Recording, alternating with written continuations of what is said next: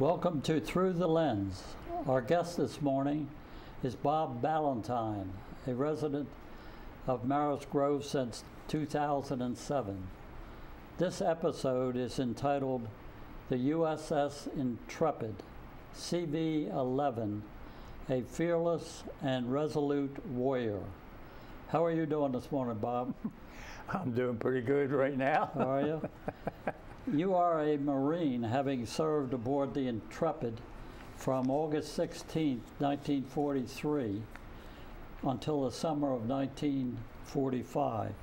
What was the mission of a Marine attachment aboard Navy ships? Well, they used to have Marines aboard all the major ships of the Navy, and they were primarily guard duty, and aboard the carrier we manned the 20 millimeter guns on the bow, starboard, and port. And so we were in the gunnery department of the ship. So between the guard duty when we were at shore or at sea, and then general quarters, we were gunnery department. Right. You are also a plank owner of the Intrepid. What is a plank owner? Plank owner is any crew member who was aboard the ship when it was commissioned. And it means that you own part of the ship. Right, good. Okay, can you tell us when and how you came to join the Marine Corps? Well, I was a senior in high school when the Japanese attacked Pearl Harbor. And naturally at that time, you want to get involved. And at school, they set up a program that anybody who is in their final semester, if they joined the military, they would automatically get their diploma. So that sounded pretty good to me. Mm-hmm. So I went down and signed up in the Marine Corps, and I joined in April of 42. April of 42. I also understand that before you graduated, you participated in the pen relays. Oh, yes. Yeah, I was a high hurdler at the pen relays. That occurred on May 28, 1941, according to that. Right. Okay, we also know that your brother was in the service at the same time you were. Yes, he was in the Army, and he was an officer in the Army, and he served over in Europe. Okay. I can see that he was shorter than you. Yes. And he outranked you, so I guess you he always says towed the line. He said the reason he's so short is he was at the end of the table. By the time the food came down there, he couldn't get any. Okay, let us now focus on your service aboard the Intrepid, beginning with the commissioning service, which took place on August 16, 1943. And our references for this episode are three volumes. The one is entitled Intrepid, a naval publication. Also a publication for the 50th anniversary of Intrepid. And finally a book written as recently as 2008 entitled Intrepid. So let's now go to the commissioning service itself there. Yeah. Well, when was, I forget, I don't have the date. Do you know the exact Yeah. Did they have the, the date of the commissioning? The picture. the picture of the commissioning agenda? Okay, that's the Intrepid. No, that is a picture on the cover of the commissioning service. I see. The I publication. see. Yeah. Yeah. So that's what she looked like at that time. Uh-huh. That's right. That's right. That's not the picture on the hangar deck. No. All right. There's a flight deck. Yeah. That's the actual photo of the ship the day of the commissioning. During commissioning, yeah. They had the whole crew lined up there, and very formal. And they had all the dignitaries there. So I believe we also have a photo of the U.S. Marine detachment. Yeah. There they are. There it is. Yeah, there were about, I think it was 58 in the detachment. Right. Okay. Then on December 9th, 1943, Intrepid departed from Norfolk bound for the Pacific via the Panama Canal. An unusual occurrence in the canal marred the first mission. What happened there? Well, going through the Gatun, is that the correct name of the lake? The canal up to yeah, Lake going through Gatun. the canal, you go through, you come to this large lake, and they had a channel dug in the lake that all the big ships followed going through the lake.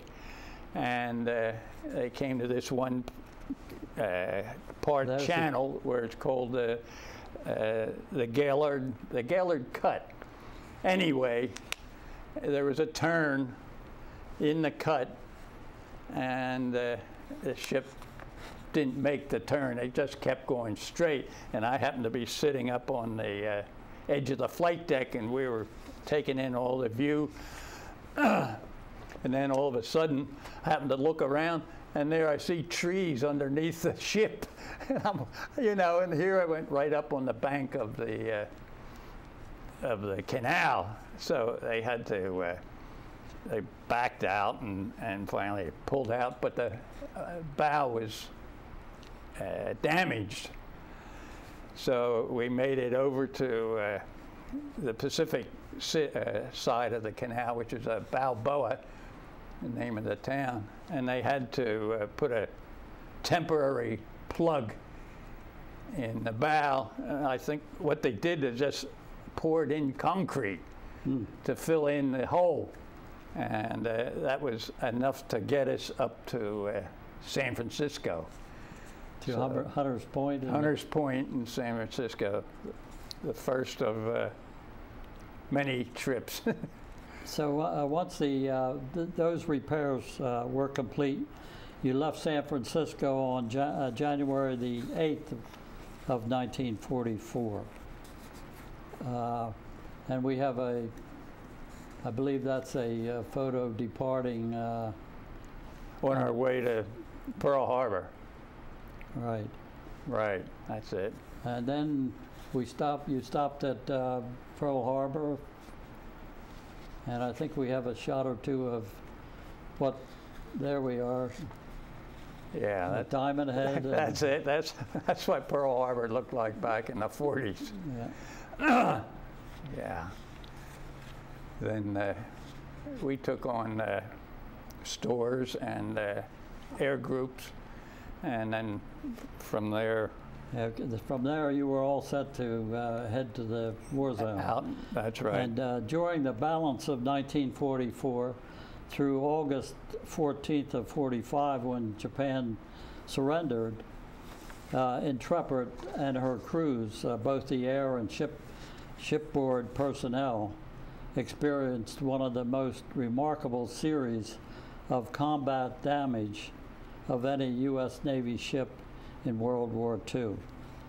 To be specific, there was one torpedo attack, 4 kamikaze attacks, hits, and a near miss of a kamikaze. So if you could share with us your recollections, beginning with the first combat near the atoll truck in the Marshall Islands. Right, right. And this would be in end of January in 1944. Mm-hmm. Well, our first combat was the invasion of Kwajalein. The Marines were making a landing on Kwajalein, and our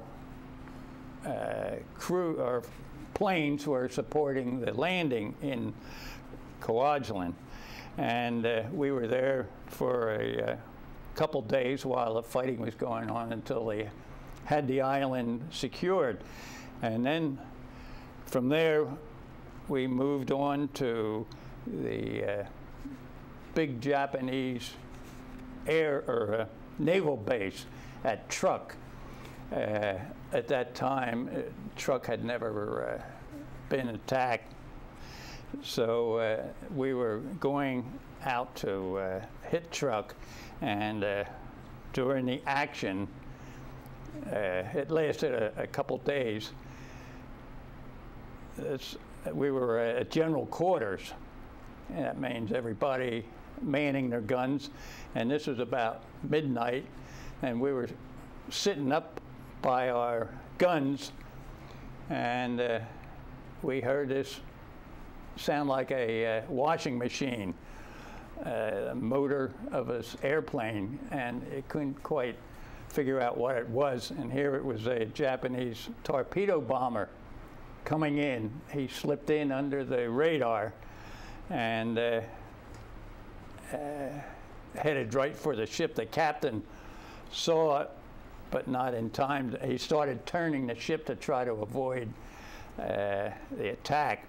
And the torpedo was launched, and it caught us in the stern, and it knocked out our rudder, and we were out in the middle of this task force of about 50 ships going around in a circle in this task force, and then finally they had to steer by using the different propellers or the different screws in the stern.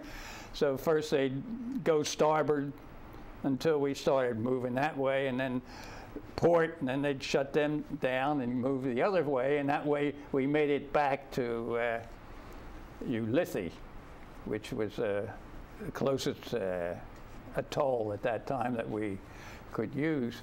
And then there was nothing they could do there because they didn't have the facilities to repair a big ship.